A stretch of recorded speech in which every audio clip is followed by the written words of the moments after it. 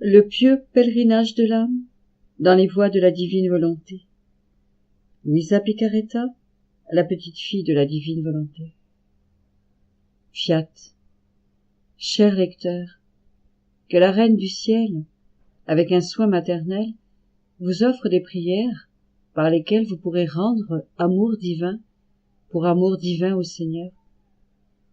Souvenez-vous que si vous les récitez avec ferveur, vous aurez le pouvoir de vivre en lui, d'accomplir avec lui les travaux de la création et de la rédemption, de vous joindre à lui comme une armée et d'entourer le trône de Dieu, afin que la divine volonté puisse être connue et que son royaume puisse descendre sur la terre. Vous aurez ainsi en votre pouvoir les cieux, le soleil, la création, la vie, les souffrances et les larmes de Jésus, de même que les douleurs, l'amour, les vertus et la vie entière de votre Mère du ciel. Ces prières s'intituleront « Le pieux pèlerinage de l'âme dans les voies de la divine volonté ». Signification des trois fiat. Chers frères et sœurs, maintenant que nous vous avons invités à faire les visites de l'âme dans la divine volonté, en priant le chapelet du fiat de la création, de la rédemption et de la sanctification, nous aimerions vous expliquer le sens et les intentions de cette belle prière. Les visites de l'âme dans la divine volonté contiennent 24 méditations qui sont comme un voyage, sous forme de réflexion et de prière, à travers les mots merveilleux prononcés par la Sainte Trinité, et ce, depuis la création du monde, pour l'amour de ses enfants. Dans ce voyage, nous contemplons les œuvres de Dieu avec une brève méditation à chaque heure. Ceci nous aide à réfléchir avec amour et gratitude sur chaque méditation, en les mémorisant et en les recevant dans nos cœurs. En retour, nous donnons notre correspondance d'amour à notre Créateur. Nous l'appelons le chapelet du fiat de la création, de la rédemption et de la sanctification, parce que, dans ce voyage que nous faisons, nous visitons brièvement la création, la rédemption et la sanctification de toute la famille humaine, telle que mentionnée au texte du fiat précédent. Vous devez avoir remarqué combien souvent le mot fiat est répété, et vous devez vous demander ce qu'il veut dire. Fiat est un mot latin qui signifie que ce soit fait. Dans le plan éternel de Dieu, il est très important, car il est à l'origine et il est la vie des trois grandes œuvres de Dieu, auxquelles nous faisons allusion ici, la création, la rédemption et la sanctification de l'homme. Vous savez que par la volonté de Dieu, tout ce qui n'a jamais existé a été créé. Cette divine volonté, pour créer, voulut prononcer un mot, fiat, qui veut dire qu'il y ait lumière. Et de cette manière, Dieu commença la création de tout ce qui existe.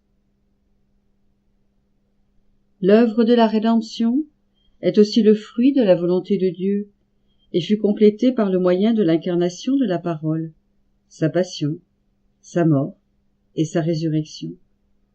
Cependant, pour que la volonté qui sauve soit accomplie, Dieu décréta qu'un autre fiat soit prononcé, celui de la créature.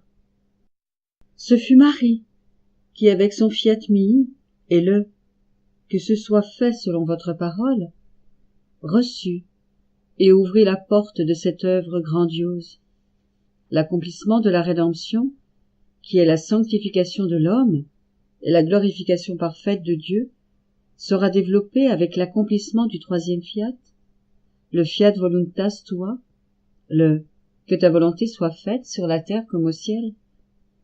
Dans ce troisième fiat, l'initiative vient aussi de Dieu, et, tout comme la rédemption, il est aussi nécessaire que la créature réponde avec son petit fiat. Comme Marie, chacun de nous doit le prononcer et le vivre chaque jour dans chacune de nos actions. De cette manière, Dieu régnera en nous, sur la terre comme au ciel. L'accomplissement ou la réalisation de ce troisième ou dernier fiat est le couronnement de toutes les œuvres de Dieu. C'est un cadeau merveilleux, immense et non mérité que Dieu veut donner à l'humanité. C'est le règne du fiat au milieu des créatures. C'est le règne de la volonté de Dieu, sur terre comme au ciel. C'est le règne que le Christ a conquis pour nous et qu'il nous a appris à demander au Père. Dieu veut nous donner ce règne complet de la sainteté, de la beauté, de l'amour et de la joie infinie, mais il veut que nous nous préparions à le recevoir. Pour cela, il est nécessaire que nous le connaissions, l'aimions, le désirions et le demandions. Pour connaître ce règne, nous devons méditer sur les paroles de Dieu et sur ce que l'Église nous enseigne. Notre compréhension de la signification du règne de la divine volonté sur la terre comme au ciel peut aussi être augmentée en lisant et en réfléchissant sur les écrits de la servante de Dieu, Luisa Picaretta, la petite fille de la divine volonté. C'est son thème central. Nous aimerons ce règne si, comme Marie, notre mère, nous mettons la parole de Dieu en pratique et prononçons chaque jour notre petit fiat dans toutes nos œuvres, en les unissant avec celles de Jésus et de Marie. Finalement, une belle manière de désirer et de demander le règne est de réciter ce chapelet, car, en imprégnant notre petit « Je vous aime, je vous adore, je vous bénis et je vous remercie » dans tous les ouvrages de Dieu, nous faisons à ses yeux un très bel acte d'amour. Petit à petit, il commence à nous donner la possession de toutes ses œuvres, et ensemble, avec elles, nous apprenons à demander au Père son royaume. C'est aussi une manière simple de prier qui nous aide à remplir la première obligation d'amour que possède chaque créature. Adorer, bénir et remercier Dieu pour toutes ses œuvres et pour la vie divine qu'il nous offre et qu'il veut partager avec nous. Comme je me confondais moi-même dans la sainte divine volonté pour correspondre dans l'amour de Dieu pour tout ce qu'il a fait dans la création, par amour de la créature, mes pensées me disaient qu'il n'était pas nécessaire de faire cela, ni que cette formule de prière faisait plaisir à mon Jésus, et même que tout cela était seulement une invention de ma part. Et mon Jésus, toujours aimable, se déplaçant en dedans de moi, me dit « Ma fille, tu dois savoir que cette manière de prier, qui correspond avec Dieu dans l'amour pour toutes les choses créées par lui, est un droit divin et s'insère dans la première obligation de la créature. La création a été faite par amour pour l'homme, et de plus, elle a été faite et comblée de notre amour infini. Nous aurions créé autant de ciel, autant de soleil, autant d'étoiles, autant de mers, de terres et de plantes, et tout le reste, pour autant de créatures qui seraient venues à la lumière de ce monde, afin que chacune ait une création complète et un univers exclusif pour elle-même. Au commencement, c'était ainsi. Lorsque tout fut créé, il n'y avait qu'Adam, le seul spectateur de la création. Il pouvait être heureux et se réjouir de toutes les bontés que le Seigneur lui accordait. Si nous avions fait aussi cette création pour chaque personne, l'homme aurait pu prendre plaisir à créer également, comme si elle avait été la sienne, même si d'autres en prenaient plaisir aussi. En réalité, qui peut dire « Le soleil est à moi » et aimer la lumière du soleil autant qu'il le veut? Qui peut dire « L'eau est à moi » et se désaltérer et l'employer selon ses besoins? Qui peut dire « La terre, le feu et l'air sont miens » et ainsi de suite pour toutes choses créées par moi? Si l'homme manque de quelque chose et qu'il ne le reçoit pas, c'est parce que le péché, qui obstrue le passage de mes bienfaits, empêche les choses créées d'être généreuses. Et tout cela à cause de la créature ingrate.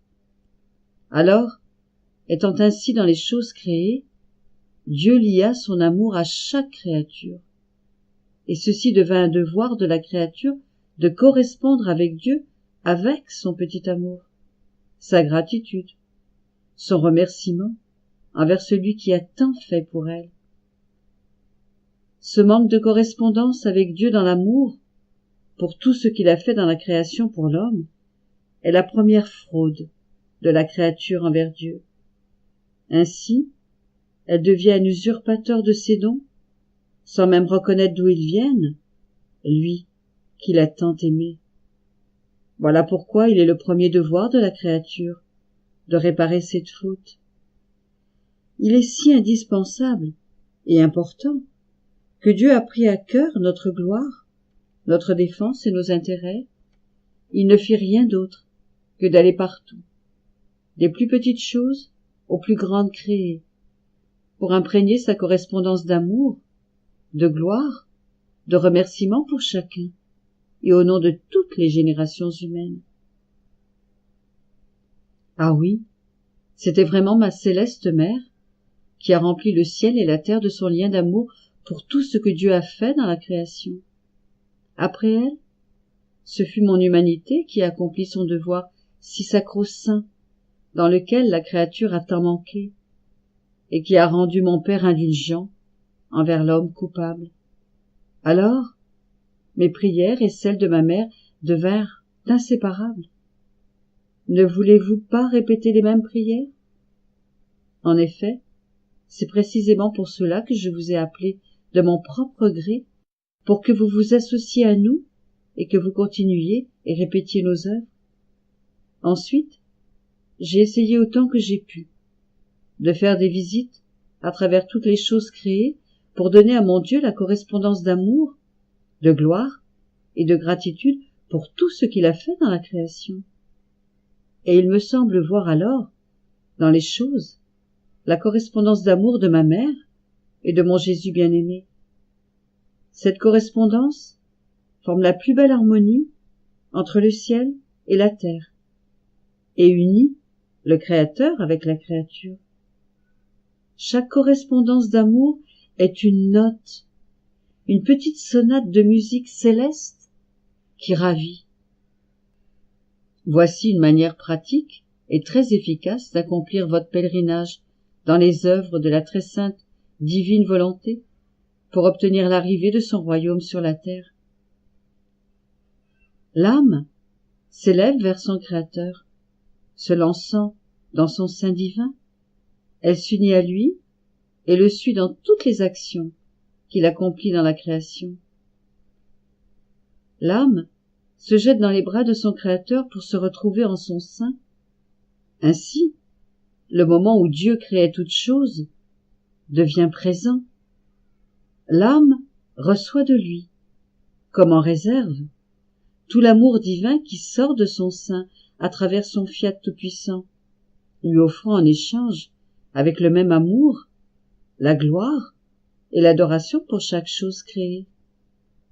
Elle se rend alors dans l'Éden pour recevoir le premier souffle que Dieu a infusé dans Adam, souffle régénérateur qui se régénère constamment. Ensuite, elle voyage à travers les siècles pour englober tous les hommes et compenser pour ce qui manque dans chaque personne. Elle repasse en revue tous les actes de la Reine-Mère et les faisant siens, les donne à son Dieu, comme si c'étaient les siens. L'âme continue à reconsidérer la conception du Verbe et toutes les actions qu'il a accomplies dans sa vie. Pour chaque action de Jésus, l'âme possède sa propre action correspondante d'amour, si petite soit-elle, de remerciement et de supplication pour la venue du royaume. Elle le suit alors, pas à pas, sur le chemin de sa mort. Elle l'accompagne au limbe, Elle l'attend au tombeau pour lui demander, en vertu de sa résurrection, le triomphe du royaume de la divine volonté. Enfin, elle l'accompagne dans son ascension au ciel, l'implorant de lui envoyer rapidement sur la terre le royaume du fiat divin. Pour faciliter et rendre possible, en toutes circonstances de la vie, la récitation de ces prières et ce, même si la personne a beaucoup d'activités distrayantes, le pieux pèlerinage a été divisé en 24 parties, soit le nombre des heures de la journée. Chaque partie sera identifiée par heure. Prises en groupe, elles s'intituleront les heures du jour de la divine volonté. Chaque personne peut les réciter dans son ensemble, ou les distancer dans la journée, ou en réciter une seule, avec le désir de couvrir toutes les heures, et ou se joindre à d'autres personnes, et choisir alors une heure à tour de rôle.